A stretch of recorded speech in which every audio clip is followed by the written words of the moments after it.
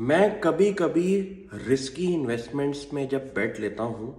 तो उसके अंदर कुछ पैरामीटर्स डिसाइड कर लेता हूँ कि अगर ये इन्वेस्टमेंट चली तो ये कितनी देर तक चल सकती है और इसके अंदर थीमेटिक स्टोरी का जो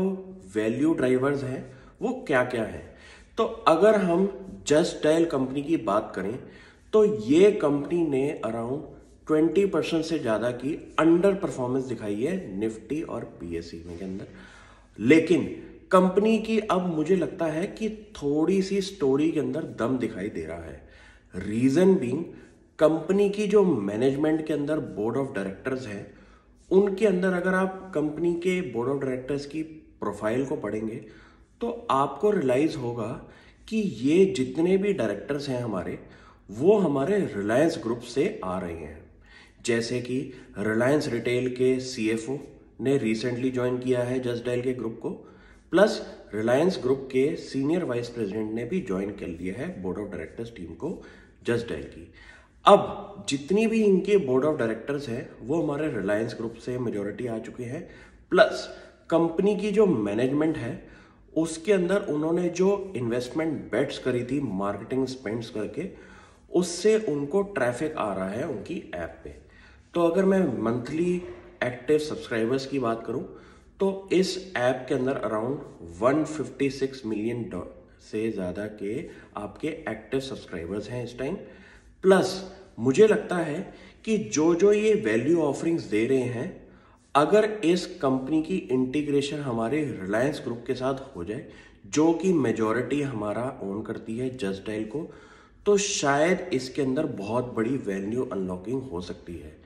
क्योंकि जो भी इस ऐप के अंदर फीचर्स हैं वो टेक्निकली हमारे एक सुपर ऐप की विजन के अंदर फिट हो रहे हैं। जितने भी हमारे इंडस्ट्रियल हाउसेज हैं जिन्होंने बात करी है सुपर ऐप की, तो अगर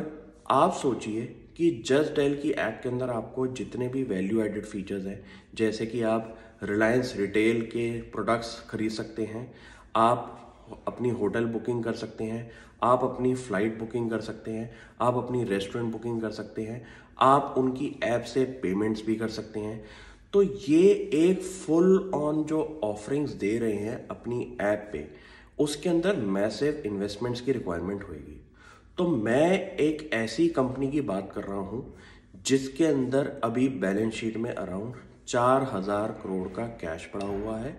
और कंपनी की मार्केट कैप अराउंड 5500 करोड़ से ऊपर की है।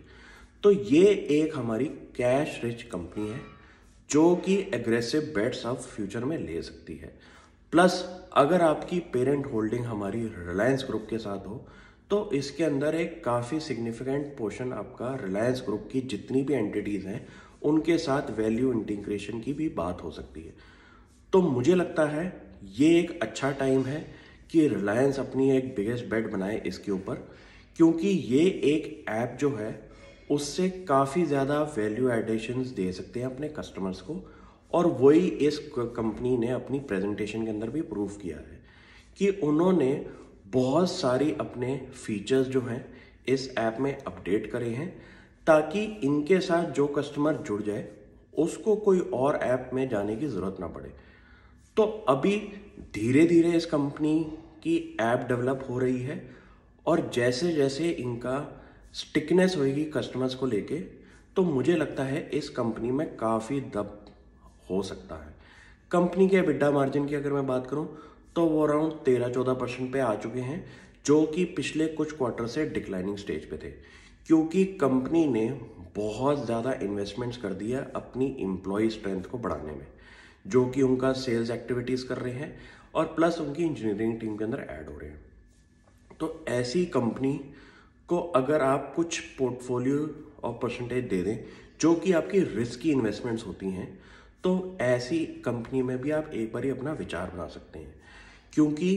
इस कंपनी की मैं जितनी भी वैल्यू अनलॉकिंग देख रहा हूँ वो मैं देख रहा हूँ कि कंपनी का अगर इंटीग्रेशन हमारी पूरे रिलायंस ग्रुप के साथ हो जाए तो ये एक रिलायंस ग्रुप की आइडेंटिटी ऐप बन सकती है जो कि एक उनकी सुपर ऐप के नाम से भी हो सकती है।